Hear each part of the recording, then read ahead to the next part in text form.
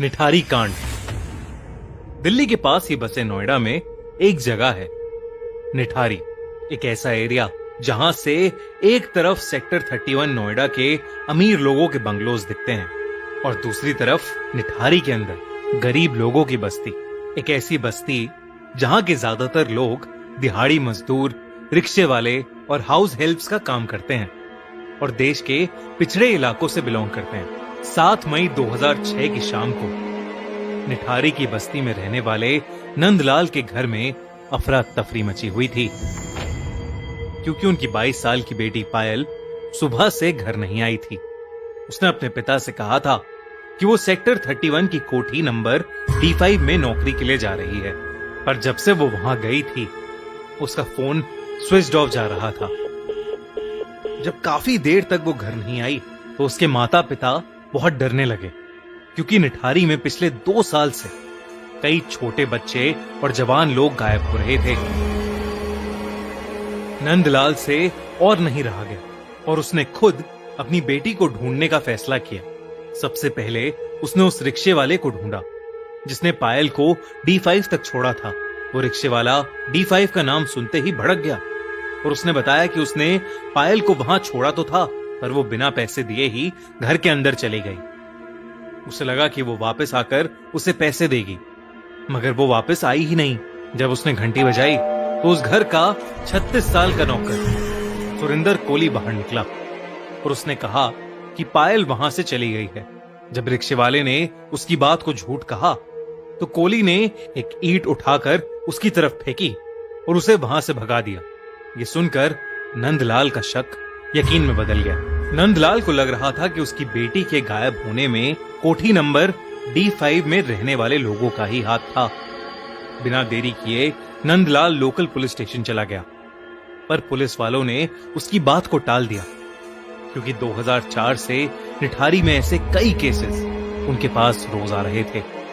नंदलाल बहुत रिक्वेस्ट करने लगा, पर पुलिस ने उसको वहां से ये कहकर भगा दिया कि पायल किसी लड़के के साथ भाग गई होगी।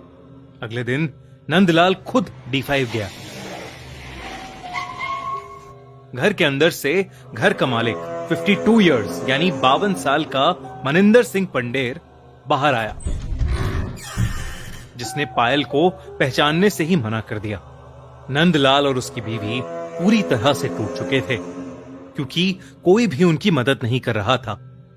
वो दोनों पूरी रात बस रोते रहे और फिर नंदलाल ने डिसाइड किया कि चाहे कुछ भी हो जाए वो अपनी बेटी को ढूंढ कर ही रहेगा। उसके पास थोड़े पैसे जमा थे तो उसने एक वकील को हायर करके कोर्ट में अपील की। चीफ मजिस्ट्रेट ने उसका केस देखा और पुलिस को ऑर्डर किया कि वो उसकी FIR दर्ज करें और उस पर तुरंत एक्शन लें।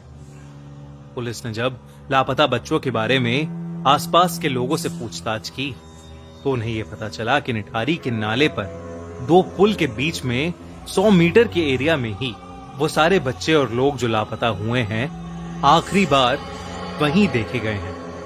इन्हीं 2 पुल के बीच में नाले के पास एक वाटर टैंक भी था, जो कुछ गांव वालों के हिसाब से भूतिया था और उनका मानना था कि वहां पर एक भूत है जो बच्चों को मार देता है, इसलिए उस वाटर टैंक के नाले के आसपास कोई नहीं जाता था।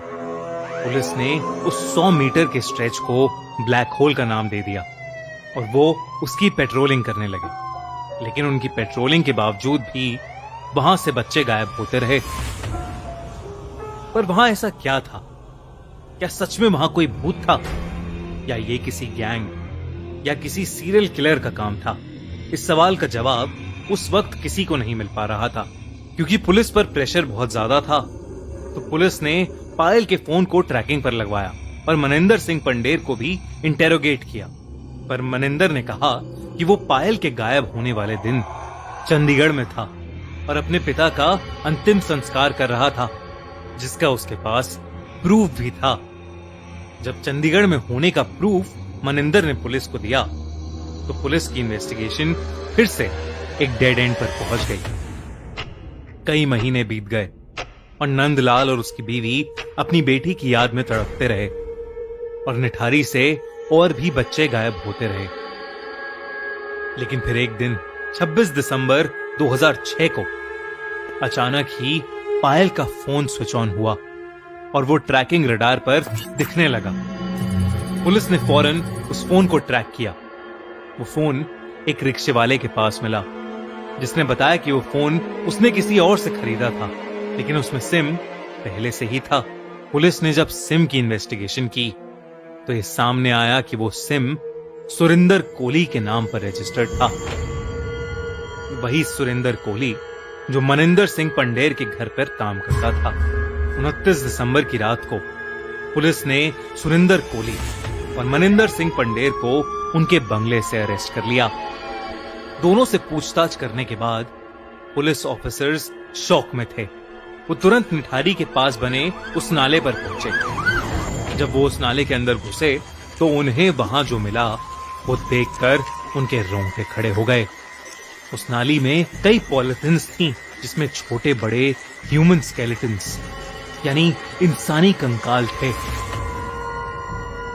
एक लड़के का कटा हुआ सर, किसी के शरीर के टुकड़े और ढेर सारे बच्चों के कपड़े चप्पलें थीं, जो उन्हीं बच्चों की थीं जो लापता हुए थे।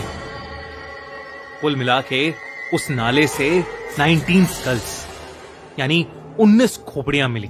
उन दोनों ने 19 लोगों का मर्डर किया था। पूछताछ में सुरिंदर कोहली ने पुलिस को बताया कि उसी ने पायल को मारा था। सुरिंदर ने पायल के ही दुपट्टे से उसका गला घोट दिया था और उसे मारने के बाद सुरिंदर ने लाश के कई टुकड़े किए और फिर वो उन्हें पकाकर खा गया। सुरिंदर ने यह भी बताया कि उसने ऐसा सभी छोटे बड़े बच्चों के साथ किया था। जब सुरिंदर पर ढेर सारे साइकोलॉजिकल टेस्ट हुए तो उसने ये भी कबूला कि उसके सपने में एक सफेद बालों वाली साड़ी पहनी हुई एक औरत आती थी, जो लोगों को मारने तक उसके साथ ही रहती थी।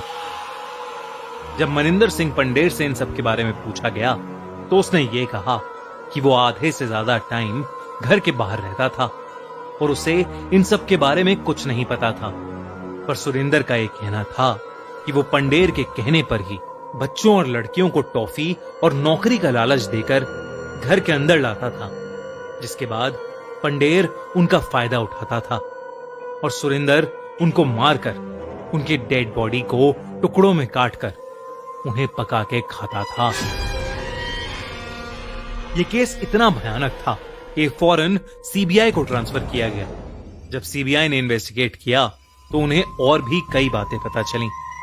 दोनों पर कई सारे केसेस चले और कई सालों तक चले, जिनके बाद उन दोनों को डेथ पेनल्टी यानी मौत की सजा सुनाई गई। पंडेर के परिवार वालों का अब भी यह कहना है कि वो इनोसेंट है, पर निठारी का कोई भी इंसान ये मानने को तैयार नहीं है कि एक इंसान के घर में इतना कुछ हो गया और उसे इस चीज का कोई अंदाजा भी नहीं था। आज तक निठारी में इस क्राइम का खौफ फैला हुआ है, मगर एक चीज अभी भी क्लियर नहीं हो पाई, इस क्राइम का मोटिव। खैर जो भी हो, इससे ज्यादा दरिंदगी भरा केस शायद ना कभी हुआ है और ना ही कभी होगा। आपको क्या लगता है?